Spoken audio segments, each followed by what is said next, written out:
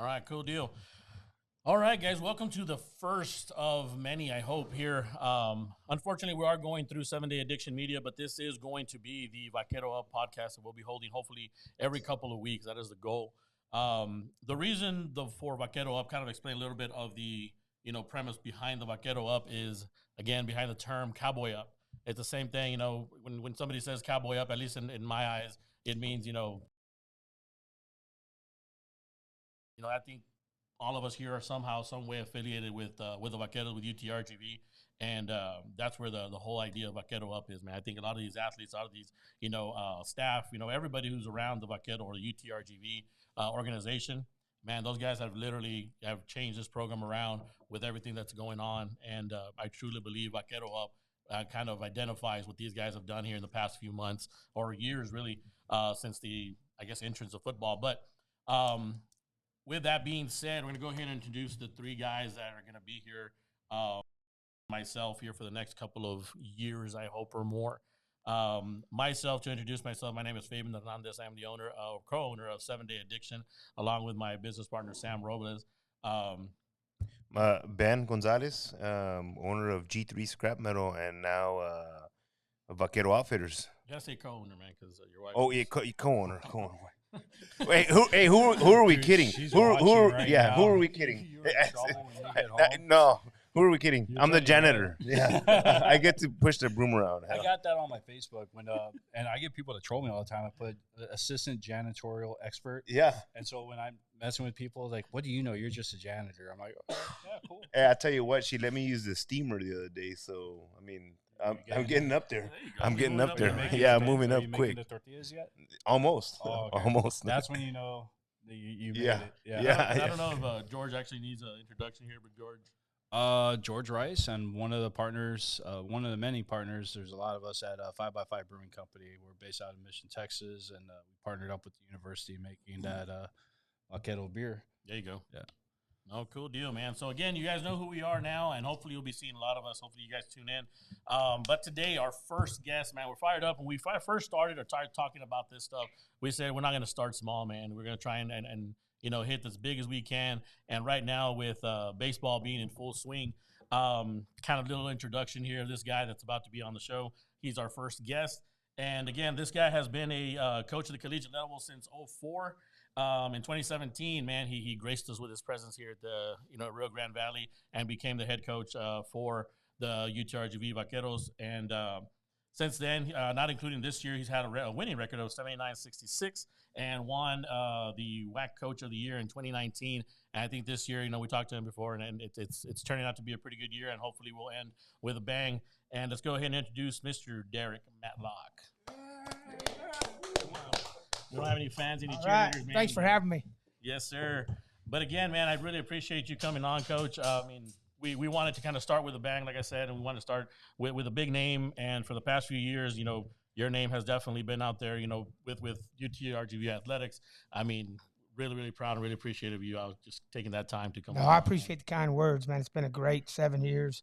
Still short of what we want to do, but, man, we're getting closer every day. And, we got a lot of good players in here, and we got a lot of great support from the Valley. So it's been awesome. Thanks for the kind words. It's been a journey, but it's been outstanding. Oh, of course, man. So let's go ahead and just hit the ground running. I don't know, Ben, you want to start with Coach, I actually wanted just so the viewers kind of get a good understanding of who you are. And we know who you are, but really the story is compelling. And I think that, for the viewers, your upbringing or your road to UTRGV. And I know you got some big names under your belt, some big names in the MLB, but I just kind of touch up on that a little bit. Well, you never know you want to coach when you're coming out of college. You're always a player first. And then when the playing stuff ends, the coaching part really doesn't jump at you. But I went ahead and jumped into a private school, finishing my degree at UTA, Nolan Catholic. They said, we'll give you $300 if you'll help us, help coach this team. I was assistant. Lasted about 2 weeks, and the head coach was the AD football. And he's like, hey, you know more baseball. Why don't you take it? And I'm going to go back to football field. So I had them all by myself. I was like 22 years old.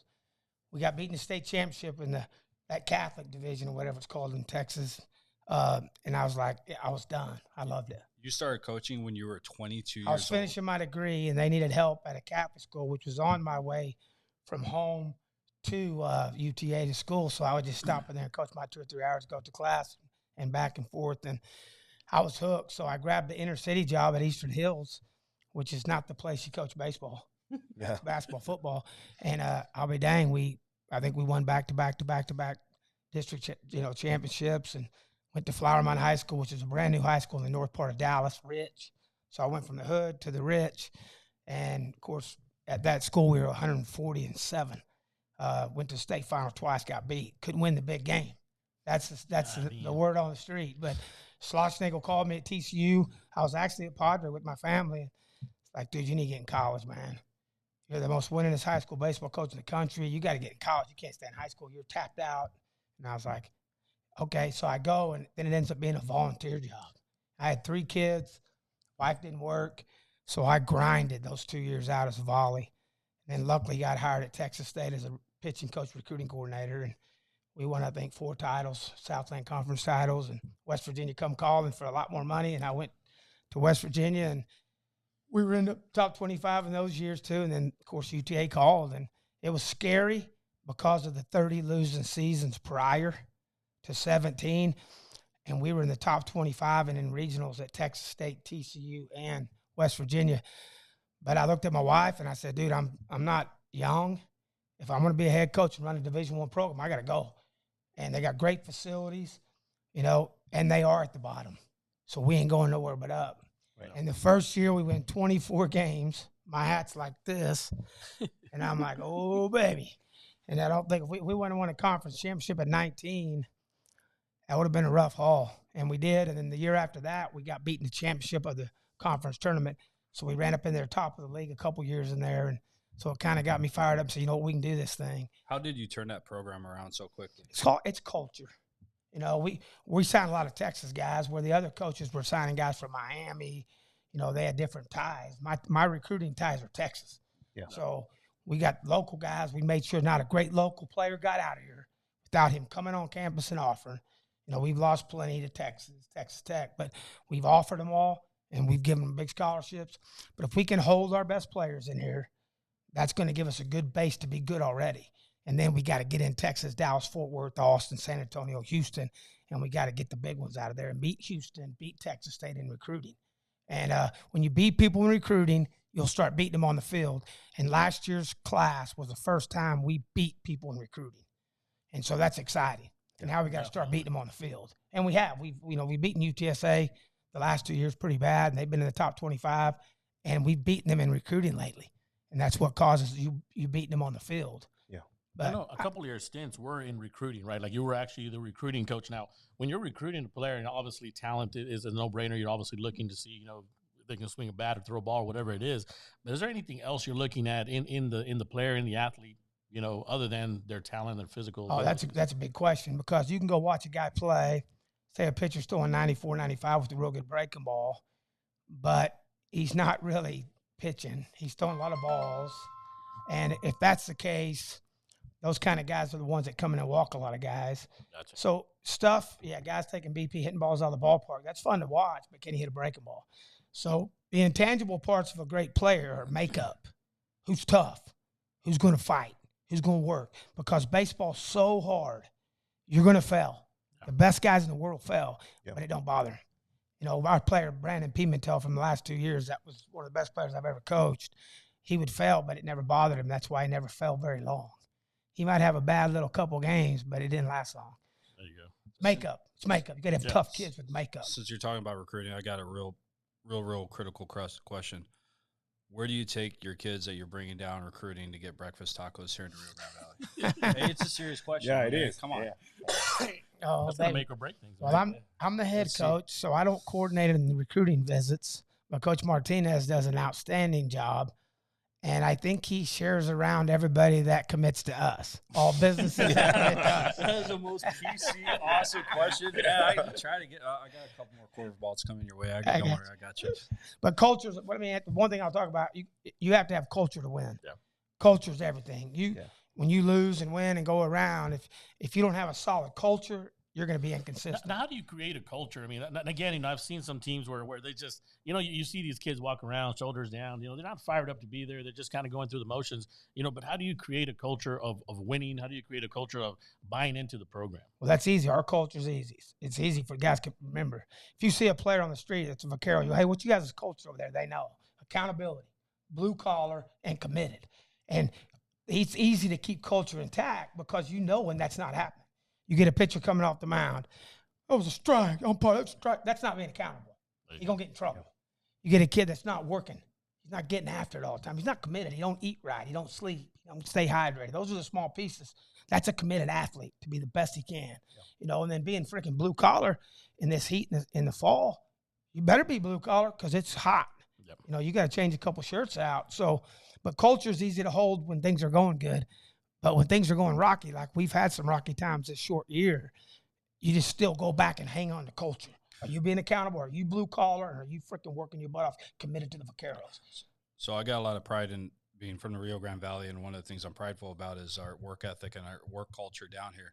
Out of the Valley athletes you guys have, and you guys have a good number of them, would you say that's a prominent factor already in the culture? I think that's 100% right. They have pride. That's why we got the Valley Boys T-shirt on sale over there at Vaqueros Outfitters. It's Valley Boys, man. We get guys from Colorado, California, New York. They can come down in here, but if they don't get the culture of where they live, family, hard work, then it's going to be hard for them to want to win for this city in this program. They're in here for 1 year transfer. It's hard to spin that guy into your culture fast. He's been in other places. He's been under other cultures. Yeah. So that's the hardest part. But yeah, I think the family piece, what you mentioned, what I've seen the most is family. It's unbelievable to see our kids' families come out, travel, and come out and watch, and it's exciting. Yeah. I like this guy. Yeah, no, for sure. And I think, that's one of the biggest things. And I have one other question is what makes a dog in baseball? And, and like I told you before, what makes them Texas tough? And I think you've kind of hit on that, man. In baseball, I'm not a real, knowledgeable in baseball, but so it was hard for me to understand. But being able to kind of come back from a slump or not even have a slump, seems to be like the makeup of a great baseball player. Well, just think about it. Hitters hit 300, they're Hall of Famers. They fell 7 times out of 10. No. It's such a hard game, and you can't play a game where you fell a lot if you ain't tough. You have no shot, and that's the thing about, I think, baseball players has been so fun over the 35-year career. The guys that are lawyers in Fort Worth, Stephen Cheek, and I could go on. It would take the whole show, but they're all successful because baseball is a game that will teach you life. Yep. And we talk about that all the time, but it's a tough game, man. We got that guy coming in there closing that game in the corner court last night.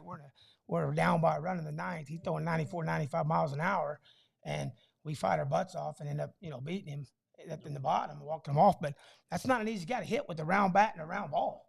You got to hit it where nobody is. Yes, sir. It's hard. Yeah. And between the two, you've coached both of them, and I have here Flower Mound as well, and you created that program. But between a high school coaching career and a college coaching career, obviously, the talent level is going to be a little different or quite a bit different. But what's the major difference between the two in? That's a good point. I wish coaches had to coach, from the bottom, and maybe even a year of Little League, then high school, then maybe junior college. Like, all my coaching staff's from junior college. They're blue-collar grinders making no money coaching in small towns out in West Texas. Gotcha. Hard to get players to come out there and play for you. But you learn so much when you do it at all levels. And the college level is easy because it's fire and rehire. If you don't like a player, now with the transfer portal, you just say, man, you need to find a place to play. That's a cop-out. College coaches have it made. High school coaches, you can't say, hey, Jimmy, you can't play here at Vela. He goes to Vela. That's where he's going to play. Yeah. So you have to take Jimmy and you have to coach him. You just fire him and go rehire. And that's not our philosophy. And that's why you don't see anybody on the portal. From UTRGV. Your approach with the whole, it changed to the titch. We may have recruited a guy out of high school from the Valley. Like, let's go Nico Rodriguez that's throwing the ball so good from Vela. He goes to Kansas State. I'm not mad at him. It's a Big 12 school. He goes in there for 2 years and throws 8 innings. And he calls, Coach, I want to come home. Come on. Let's get you better. You didn't have a very good 2 years up there. And now he's cutting guys up and pitching like a pro. Yeah.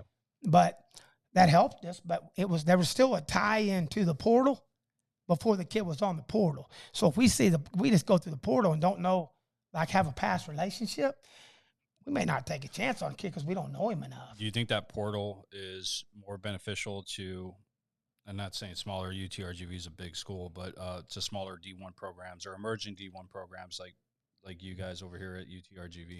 I think for sure it can be, because the people that play here from other teams the whole year in our environment, in our stadium, that they'll be comments like, well, I'd love to play there, Coach. And speaking of, that was actually one of my questions. From day one, 2017, was that correct? You had a few hundred, maybe 100 people in the stands. Now you got thousands. It's been good. I mean, it has a little bit to do with big time administration. Yeah. You know, marketing, and they broke the record last year, the 50-year-old record for the most people to walk through a baseball gate, and they played like 64 games. I was like, we ain't beating that. And we only played 32. Yeah. So to break that record is it's everybody's involved. We're involved too, by the way, but the administration just killed it. I mean, and the marketing people, you know, Galwan, those guys they're hard workers, man. But when I walked in there was 10 suites. There was one sold. Like, what happened to the other 9? Nobody's bought them. I built 13 party decks in right field. Sold all 13 of them in about 13 days. Built one, sold it. Built one, sold it. That's how that thing rolled out. And then Chase Conk, our AD, put 52 VIPs behind the plate for, I think, $850 a year.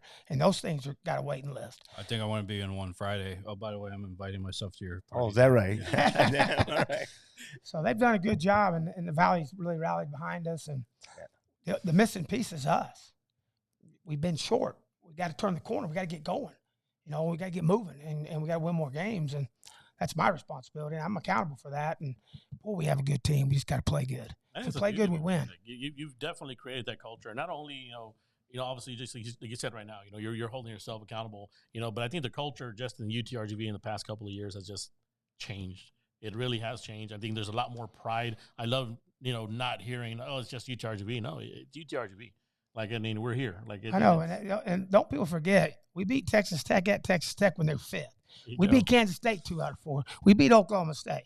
You know, we've done some things, so I'm not being too negative on myself, but the consistency piece has got to get better. Yeah. We'll get on a little run, and then we'll do something dumb for a couple games and not play up to our ability, and that's what I'm talking about. But we've got, I guarantee you, there's plenty of programs that don't want to play us at the Power Fives.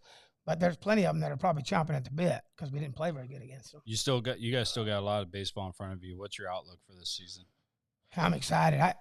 I'm so optimistic. I think that's been my problem for 35 years. I think we win a conference championship, and these guys coming in this weekend are definitely a top 25 program. But, you know, we beat them plenty of times. Grand Canyon, you got to take your hats off. They got great players, but we got great players too. And you're coming to our place down here in South Texas. You ain't in Phoenix. Well, it seems that you guys turn it on and turn it up when you guys got big games. I mean, we played them in the conference tournament last year, the second game, which would have bumped us into the winners bracket with 2-0, and we're in a dogfight, 3-1 game in the 8th, and they got us. But they're talented. But so are we, and we just got to. It's not who we play. It's how we play. If we play good, we'll win. If we don't play good, we won't. It doesn't matter who we play. Yeah. We have the talent in here. If they play up to their ability, we're going to win. Yeah. I believe that. Yeah, and I think that a lot of it is just it seems that, especially this year, is that you give yourself a chance, and I mean, you guys are right in most of these games. Yeah, we've been last night, for instance, ones that we shouldn't have lost, but we're going to win some tight ones down the road that are going to mean more. Yeah, you know what I mean. So you can't look negative on it. Just can't. But last night was a big close one to win because would have been a bad one. And they do a good job, and Garnet Ward's got a good team. So I'm not taking anything away from them, but we're better than they are.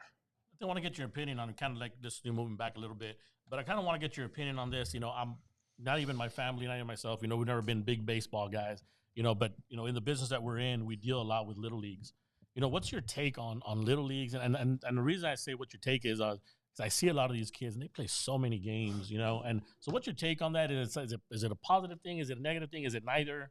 I think, and I've been asked this a lot, even as a high school guy. I want my baseball players to be football players, basketball players, track athletes, and baseball players. I hate guys going to one sport only. One thing about being a good college player is you have ability to compete.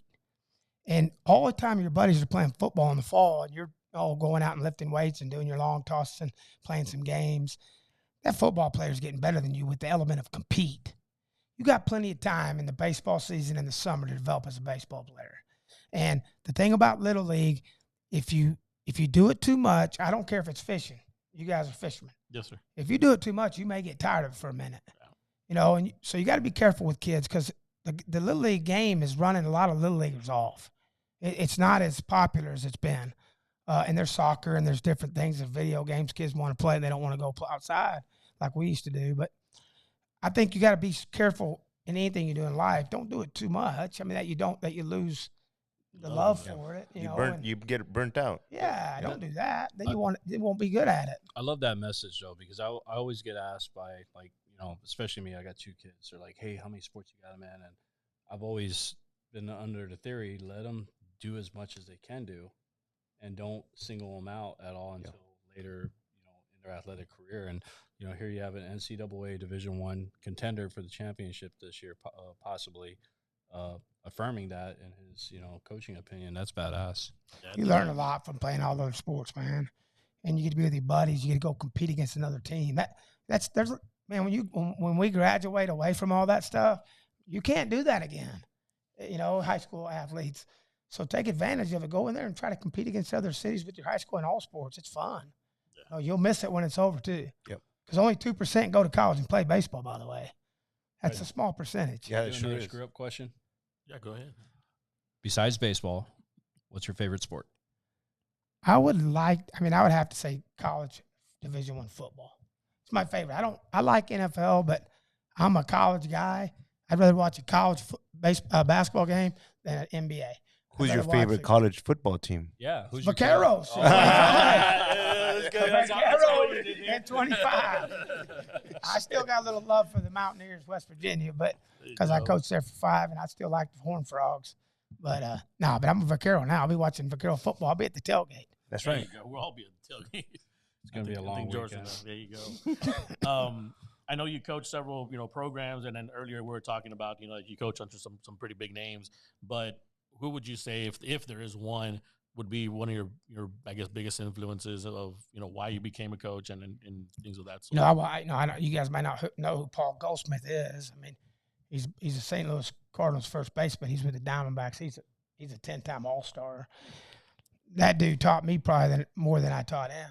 I mean, just the way he carried himself. I never knew you could be so committed to something. He would carry an index card in his back pocket, and on Sunday night he would make 7 of them, Monday through Sunday. And it went from 6 in the morning all the way till 11 at night, and what it had on the card was like unbelievable. You know, I'm gonna eat this for breakfast. He was a real fit guy. I'm gonna take 250 backhand balls at first, 100 down the line. I'm gonna scoop 50, and then I'm gonna go. It was just, and then go to the weight room. Then I was like, no wonder you're gonna be in the Hall of Fame, man. Yeah. I mean, he's told me late in his career, he's like, I've missed so much of my family, and you know, my friends go to all the players he played with at Texas State that I coached. They go on vacations together, and he's playing.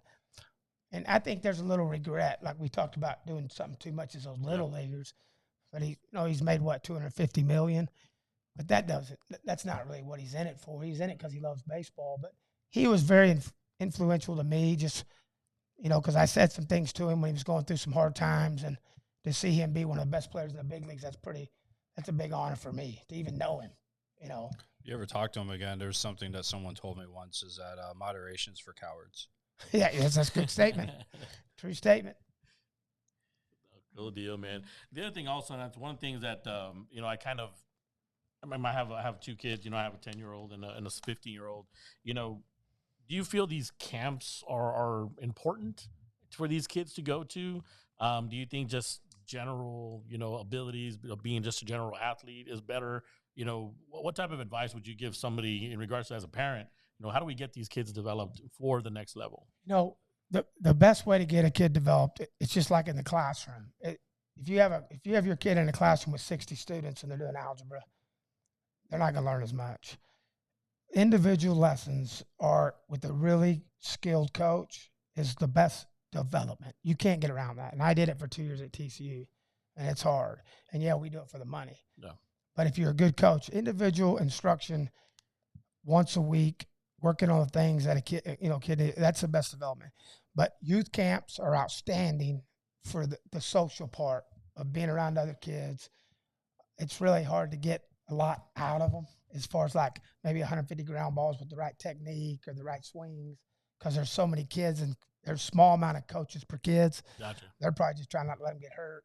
And then they got to take all the 7-year-olds, 6-year-olds to the bathroom to go TT. Yeah. So, I mean, you never know. But, yeah, I think evaluation camps, when you become a freshman in high school, we have evaluation camps for a year. We've signed 12 guys out of those camps. And matter of fact, I'm trying to think of one playing right now. Yeah, well, he just broke his hammock. Janitor, we signed him out of the camp, and he's playing for us. And he's an outstanding player. So that's one thing I actually noticed about UTRGV across the board on the athletic side is that they've been very involved with the community regarding camps, training, and stuff like that. And that's amazing. So and that's big time. That's big time because we weren't used to that as a community. I mean, that didn't exist. No. Yeah. So all of a sudden, Matlock comes in with this culture, and people are saying, hey, you see what that crazy white guy's doing? hey, He's inviting our people. Yeah. You know? right there in Phil's, man. Come Oh on. no, not this one, not that one. and I said, yeah, I mean, but again, you build culture. I mean, you get the guys from our backyard show up and play baseball, and you got one starting 2 actually, I think, that play every night for you. That's right. No, it's a big advantage. We don't have to spend recruiting money. They're coming to our place. They get to see our place without having to visit. It saves money, and we can sign them quick. Because why did they even make the energy to come here? If they even bite in here to come to the camp, we're like, oh, I hope he's good because I'm gonna lock him in and sign him because he's already made a commitment money-wise to come here. I absolutely love the culture you guys are building, not just the entire program, but especially the baseball program. And we got a taste of it last year with the tailgate and everything. And it's just like you feel the energy. Like it's how about that, Coach? How about that? Those tailgates? Oh, it's unbelievable. It's unbelievable. College, their players benefit. You remember last time that's right. They pig out. They pig out. Yeah. They talk about it all the time. Coach, we broke tailgate. Hey, I'm not allowed to drink no beer. We didn't, Coach, but we had some tacos. You know? Yeah. No, there's no that. beer drinking at the tailgates. Yeah, you should whatever. know. Yeah, for the players, but by you guys, I think there is. But no, bit. it's huge for the kids and the experience of the kids, and it just gives you that smell comes rolling across the field. Yeah, it's just baseball. It's just baseball in the air when that happens. I love it. Yeah, I have somebody in my ear telling me there's too much smoke in the field. I said, who cares? Coach hasn't said anything yet. We're not throwing a ball yet. And apparently it's working. Do you see the lines at the concessions? It's like Yeah, an hour-long right. wait for a hot dog. That's right. Yeah, no doubt. That's a good point. Yeah. They're all starving after smelling all that good barbecue. Well, speaking of, this weekend we have, and I'm gonna take advantage to plug that this weekend. We got the Vaquero Up tailgate going on this weekend against Grand Canyon Saturday. Pan de Campo, Fajita, there we go. and so happens to be Swifty night. Yeah, Swifty night. I had to toss that in there. It's a Swifty night. Yeah, when I saw I have that, bracelets. I have bracelets for everybody here. I'm a Swifty fan. I'm not gonna lie. I have to say no. Yeah. Ben called me the other day. I was like, "Hey man, what are you doing?" I'm gonna go see Taylor Swift cover band over there, and he breezed through that real quick. Oh yeah. And I'm like, whoa, let's back up here a little bit, man. Where are you going? He's like, I'm gonna go. And I knew every word to He every was all song. fired Come on. up, man. That's awesome. Now, one of the things, and again, going back to the culture, and I really love it, and I may, get my balls broken for this, but, amongst the Hispanic culture, we do have this, unfortunately, where they're not lifting each other up, man. A lot of times we have that, and it's known, where we try and bring somebody down or whatever, but it seems like the university is bringing and changing that culture in the sense of that we're trying to help the next man up. We're trying to help, that guy at the high school level to get better, to play here. and stay here. You're talking about that term they use. Was it valley crab? Yeah, exactly. That's the valley crab. Man, you know what? Kept bringing it down. Yeah, they're off. They're not following that model. No, exactly. That's what I'm saying. And again, the kids that are from here in the programs, in all athletic programs, they seem to kind of just they're engulfing that culture of, hey, we're going to help our next guy because he's part of us. We're going to help that next guy so he can make us better. And it's awesome to see, man. You can feel that. Is watching this right now. You can feel that like when Isaac Lopez and Nico Rodriguez, those local guys, go to the bat or go to the mound. Yeah. You can feel the energy just jump because it's a Valley kid. Yeah. And they know it. And it's cool to see. And I always tell when I'm recruiting Valley kids, hey, man, you're going to be famous down here. They're always like, what? They're going to yell louder for you than anybody. And they do. And it's funny. It also helps that Nico comes in with bases loaded and no outs. He rocks it. Yeah, it doesn't help the situation. Just there, yeah. Like, just go a long night, boys. Yeah. I hate doing that to him. That crowd got behind that night. Yeah, punch. Oh, yeah. That was exciting. Oh, yeah. He really does bring up a good point that, it's not a cultural thing. It's just last decade or so, everyone's been real negative. Everyone pulls each other down. And that's one thing I love about what the university is doing is like really bringing, and they emphasize on that. So even in their message, bringing the community together, or we're a village, bringing the village together. And you guys have been a real intricate part of that. And it's been amazing to watch because you feel the energy when you go out to the baseball games. So we're like, I remember, when I first got back to South Texas after the military, let's go watch a baseball game. I was like, where's everyone at? Yeah. And now it's just like, okay, like let's get a little early so we can get a good seat. It's getting to that point. That's awesome to watch. Well, let me tell you, I'll add to something I think that's important for viewers to hear and anybody to hear. If you're around people and they're negative, get away from them. Yeah. If you catch yourself, and sometimes you might be in a bad situation because of work. I'm gonna tell you what I don't do. I'm not around those people. My coaching staff's positive. My players are positive. I don't make enough money to not be around that. But I'm going to tell you what, you won't be as good as you can be as a person if you're around that. That will ruin you. If you have some bad eggs on a team, it'll drag about 3 or 4 more players with them. But don't be around people. You stereotype it as being a Valley thing. I'm going to jump out there and say that's pretty common in a lot of places, especially in the north. Yeah. When I go recruiting Jersey up in there, those people are miserable. It's like, what do you guys eat? Well, you having fun? You look like you want to chop your toe off. I mean, we don't have a problem with bad eating down here. That's for sure. I just love the culture that everything's creating, man. Yet, like I said, you mentioned UTRGV, you mentioned the Vaqueros now it's in a positive light. I graduated from UTPA. When I would say that in the past, it's like, oh, you just graduated from Pan Am. Like it was like okay, it was that. Maybe it was still university, but now we're seeing it differently in a different light. And I think the term rally the Valley just truly hit the spot. And I think it's happening. I think everybody is rallying around, the UTRGV because it is ours. It's not just Edinburgh. It's not just, it is the entire Valley. Yeah. That and the personnel. I mean, and you said it. 100%. You said it a while ago. The personnel from the top. The AD, the president of the university. I mean, it's amazing how you can have a conversation with them. Yep. I mean, that didn't exist before. Yeah, they're just great people. And my goal would be, because I love what the Bronx did, and I like to talk more about the 60s and the 70s and the 80s. I get really mad at the 87 on that get mad about we're not Bronx anymore because they weren't very good. Right. But if I get somebody, they say, hey, what year you graduate? I always ask them, 85. What's going on, man? I'll be pumped. But there's a lot of that dead weight that really tore us up for 30 years, and I wouldn't be Bronx. But my biggest dream is to win a championship this year, put on the Vaquero outfit, jump on the Bronx in front of the school, and say the Vaqueros just rode the Bronx to a championship. There it is. The Bronx getting in there, too. But I don't know if they might fire me. But I'd love to try it. No, you just got to try. That's going to be a good clip right there for the podcast. Yeah, well, I'll tell you what. I mean, if you do that, George is jumping on the Bronx right after. I don't know how much reinforced steel they have on it. I think it's strong. It's made out of brass, I think, or something like that. I want to know after how many beers and if there's any clothes or no clothes involved. But you want to respect. You got to bring up clothes, bro. After a few beers, I know how you get, George. You want to respect the Bronx, because the tradition, all the unbelievable things they did back then. It'd be fun to just jump on that Bronx. How about that throwback jersey you all wore last year? I think it was last year. I got a serious question, real serious question.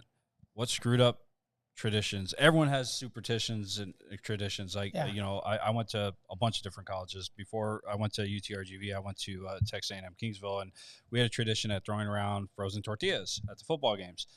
What, I know you guys got one, so you can't, there's no PC answer out of this. What traditions do you guys have in the baseball program that you could share with us? It's not going to get you fired. Well, you know what's funny is we don't have a lot. When we introduce the team, I don't know if you guys ever watch our dugout when they're introducing the lineup.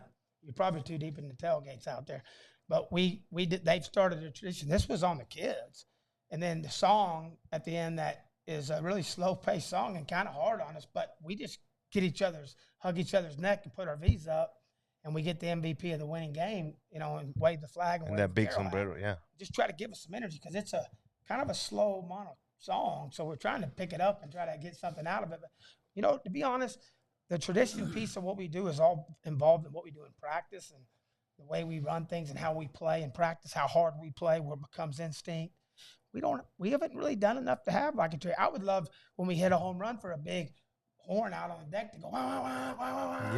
Yeah. I think that's a cue, man. I was saying, But that has to go through the athletic director, Chase, because I don't know. It's got to be approved. I'm not sure. Oh, he can see. Well, if Chase is watching. Yeah, if he's not watching. I wish we had solo cups lined up down that whole deck on that bar area. And we get a home run, we throw them in the air. There's a good chance. Yeah, that'd be cool. That whole water thing. I know that we tried the whole bubble thing. I'm not sure if you all even see that out there. Yeah, you can't see it. Yeah. So we could start something. Maybe start a fire or something. I'm trying to start a tradition of winning. Aren't the decks wood? Oh yeah, that's right. Yeah, great idea. Tell me about a fire. I'll start a fire. Yeah, but no. I mean, in total, I mean, the whole energy has been just amazing, Coach, and it's all thanks to your program. So I appreciate that. I'm really fired up with it, man. I think this being our first one. What's up, Sam? Oh shoot.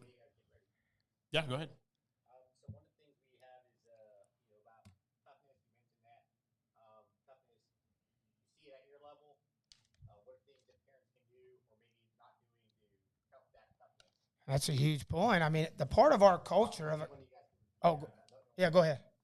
You guys. So again, now the question that Sam asked is, we did talk about toughness earlier. It's like, what can a parent do, or what can someone do to their kid or to their athlete to create that toughness in these kids? I mean, you set a standard as a parent or a coach. This is how things roll here. This is how it's going to roll. Yeah. And any time it doesn't roll that way, you keep them accountable. That's the accountability piece to our culture is everything. Yeah. And you keep kids accountable all the time, they become tough. I think that's one big thing you said in your program, and that word accountability is huge. Not just in sports. I mean, you're talking the work, the workforce, and you see these kids, and I hate to say it, these kids, but these kids in this era, the accountability part. But I think you create that accountability part in the program and sports, that is going to transfer into the workforce. That's going to transfer into life. That's right. And that's really cool that you're doing that. And again, creating that toughness is definitely important. Yeah. Yeah. Well, I get asked all the time, hey, man, coach, the kids different nowadays than they were back 30 years ago. I don't really think the kids are. I know they act different, but the parents are. Yeah. They're not as tough. I mean, we played football in the street and drank from a water hose when I was little. My dad whipped me with a switch from the tree when I did something wrong. I mean, I was accountable for everything I did. And if I didn't, I got spanked, and it wasn't fun. But it's different nowadays. It's getting time out. You're a parent, right? I am. And you're a parent. Yeah, correct. I met your kid, actually. Yeah. I think that's a question that all of us have, and I'm always asking that myself. Like, man, I got brought up totally different than my kids. We were outside all the time. We were playing baseball. And no offense, coach, I suck at baseball. I was a bat boy. I was a stud football player and soccer even, but baseball, horrible. You're just a stud. Oh, yeah, I couldn't catch or throw. Oh, man, my throw, I threw the baseball like a shot. Maybe we ought to get George to throw the first pitch. No. But that's they a tried to test. make me do that last year. Like, no. Come on. Get someone else. That'll get some views. But the question he asked about toughness, I think that's on all of our minds. Like, man, how do we make the kids, like, how do we put some more callus on their knuckles? I think it's tough in general. I used to walk down to the store along the highway, go grab myself a Gatorade and a pack of gum. Would you let your kid walk down the interstate now? Yeah. That's different. I mean, different. You're putting it on the parents. no, not at all. No. But you're right. I mean, because my daughter, she walks out the front door. The first thing I'm doing, where are you going? Yeah. Like, I'm going to sit in the swing. I'm like, I always think it's like, is it really good for her to sit on the swing in the front porch? Because I'm questioning it. But as a kid, my parents were just like, as long as lights aren't out, be home. Yeah. And so it was free range parenting back then. And I think it's different in the sense of the situations or whatever. But I think going back to Coach's point is that accountability. As a teacher, I remember talking to parents, and the first question they asked is, "What did you do?" And me as a parent now of a freshman, and I get a call from anybody, I go back to my daughter. What did you do? Let me get your story first, That's right. Because you may have screwed up, That's right. and I want to know if you did or not, because this teacher, ripped you a new one for something. And the one thing I tell her also all the time is like, when you get ripped a new one by your coach, especially a coach, as an ex-coach myself, it's like that coach still gives a crap about you. That's right. That coach still sees that little something in you. So take it in that point. And again, like I tell her, like that's the part where you got to take it with a grain of salt, because they're trying to help you. And a lot of the other kids are like, I quit. I can't take this from you. That's and right. that's the accountability part. And I think I'll you hit it right on the nail, I'll man. throw in something I think's huge. We're all parents, so are we perfect on keeping our kids accountable all the time?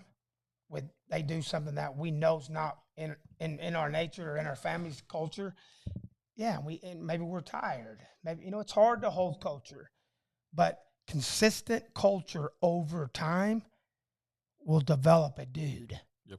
A dude. I mean, because they know they're never going to get away with it, and so they quit doing anything outside of what's right. And that's the part. There's time Isaac Lopez didn't run down the line at Utah Valley last year on a ball he rolled over, and if he'd have ran down the line, he might have beat it. But he was mad because he rolled it over, and I got after him. And he was mad. He come to my hotel room up there in Utah and was like, "Coach, man, come on, man. I said, did you get on the line or not? I'm not going to baby you. Yep. Get on the line, but there's plenty of times where a guy doesn't, and I may not say nothing. And that's not a good coach or a parent. You have to have, this is how things are going to run, and you have to be consistent with that culture over time. And that's how a kid gets locked in and disciplined and does things right. But it's not easy for us. Sometimes we're like, okay, just go ahead and do it. I don't care. You know what I mean? We're human. Yeah. We can't be perfect all the time either, I think we'll go ahead. No, I was gonna say my mom was perfect. I screwed up and I had the chancla. I mean, that sandal was coming my way 60 miles an hour. Oh yeah, around the corners. And I never got away with it. So that's right. Yeah. But again, that's old school stuff. It is, and I grew up with a family of 7, so I'm the baby. So you know what? I didn't get hit because I saw 6 times of what happened. So I'm like, I learned real quick what not to do. So I think my parents were a little. I wish we could do that podcasting where you put up a video. There's that video where someone's trying to tell Pitbull no, so they had a little T-Rex thing in their hand, beats the hell out of it, and offers it to the Pitbull. Pitbull was like, nope, I'm not touching it. Yeah. Well, cool deal, man. I think this was a great thing, and I'm going to end it with this question. And again, Coach, in all the years and in all the great and successful years and it's everything, what's one of the craziest things you've seen in baseball, man? Oh, wow. That's a tough one. I'll tell you, winning a regional, I've never been to Omaha as a coach. It's always been a dream of mine to get to Omaha and be the final 8 out of 300 teams Division I baseball. I struck out a kid at Stanford with the slider. I was a pitching coach at TCU. It bounced on the front of the plate. The game's over. The runner's at first. We're up by a run. It bounced, went up on the backstop, so it's a pass ball, hit the post, rolled all the way down in front of the dugout. While that's going on, everybody's running because there's 2 outs too. We strike him out with the swing, and we're like, but the ball wasn't blocked. Yeah. And that was my chance to go to Omaha, and I don't know if I ever have that chance again. I hope we can down here somehow. Well, it seems that moment lives in the front of your brain. That hurts because I have a dream of going to Omaha and playing in Omaha for a national title. Happen, man. Yeah. This is the year. Well, we were not starting that way, let's be honest. But I do like our guys, and I think they're outstanding. And if they'll get consistent and play like they're capable of playing consistently, we could get after and go make a run. But we haven't done it so far. But we're still coaching like crazy every minute, trying to get them to do it right. Yeah. So But boy, that's a good group and a lot of good arms, a lot of good hitters, good defense. We're number 1 in the conference in defense. I think we're number 2 in the conference in pitching, and we're number 3 in the conference in hitting. And the record in the conference, we've only played 1 conference series, so it doesn't show up. But over time, if we'll stay like that, that group's going to run up in there. So I'm excited. Awesome. That's really cool, man. I truly appreciate you coming on. I know you got a busy schedule and you got a lot of things to do. Coach, I truly appreciate not only you being on here, man, but the culture you are creating in this program is not only in the program, man. It's spewing out through the valley, it's spewing out to Edinburgh and through everywhere. And can't thank you enough for that, man. Well, I appreciate you guys for all you do for our university and us, and I appreciate you having me. Anytime I'll be out. I've been sick with the sinus infection in Seattle on flights, but I'm on some serious steroid shots, so I'm starting to feel better. But let's go beat Grand Canyon. Hell yeah. Visa up, man. Hey, before we go, again, we are going to have a tailgate. Starts at, 2 o'clock? 2 o'clock. 2 to 6. Pan de Campo, man. That is the biggest. And fajitas. And fajitas. I mean, shit, man. It's awesome. We have an event in Edinburgh that we'll be part of as well till about 2, 3 o'clock. And hopefully the tournament won't be till 4 until I get there. So, Pan de Campo and the fajitas, I'm just throwing it out there, man. And a baseball game afterwards. Then obviously an awesome baseball game. I think we'll pull out that win. They got 2 games. They got Military Appreciation Night on Friday. So if you're ex-military or have a VA card, you can get completely free again to the game. And then on Saturday, they have their game as well at 6 p.m. Awesome. So awesome, 2 games, man. Hopefully 2. Yeah, of course, man. I think we're going to be out there. We're going to be giving away a few things, man. It's going to be a fun time. Guys, I know today we did it on 7 Day Addiction Media, but again, look for the page, Vaquero Up. Again, that's going to be our motto. That's going to be the way we do things around here and around, in our businesses, in our lives, whatever. You got a cowboy up, man. You got a Vaquero up with everything and anything you do every day. Guys, I appreciate you all. Thank you so much for tuning in. Visa up, baby. Visa up. Visa up. All righty. First one.